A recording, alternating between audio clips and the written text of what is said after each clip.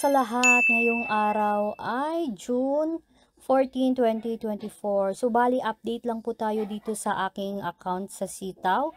So, ngayon meron na akong 13 successful orders. So, nandito tayo ngayon sa aking dashboard.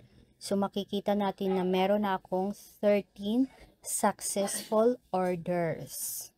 So, ngayon, nandito na ako sa aking My Wallet. So, bali, i-update ko lang kayo sa aking My Wallet. So, tingnan natin kung may bumabalik na ba from freezing money papunta dito sa aking wallet. So, check natin tong details of wallet. So, ito na po. So, before, yung balance ko dito is 1,439.96. Tapos, ngayong araw is June 14, 2024. So, meron akong dalawang pumasok dito from freezing money to my wallet balance. So, yung isa itong 537.84 and 838.88. So, bali itong dalawa na i-process ko siya last May 27, 2024. So, tatlong transaction kasi yung na-i-process ko. Tapos, yung isa hindi pa siya bumabalik. So, waiting pa tayo.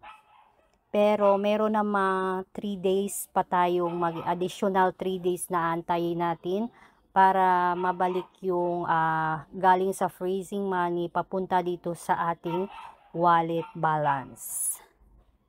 So, itong dalawa is hindi pa siya umabot ng 21 days.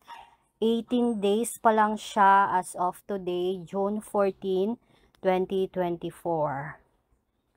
So, since yung shipping delivery sa Sitaw is 18 to 21 days. So, may additional pang 3 araw para yung isang transaction ay aantayin natin para mabalik dito sa ating wallet.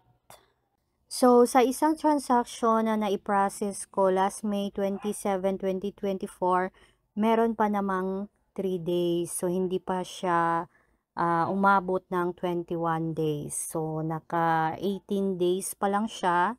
So, antay-antay lang tayo para at least pumasok na din dito sa ating wallet balance. So, kapag everyday talaga tayo nagpa-process ng ating mga transactions, so, everyday din ang balik dito sa ating wallet from freezing money papunta sa wallet. So, yan lang po today and thank you for watching.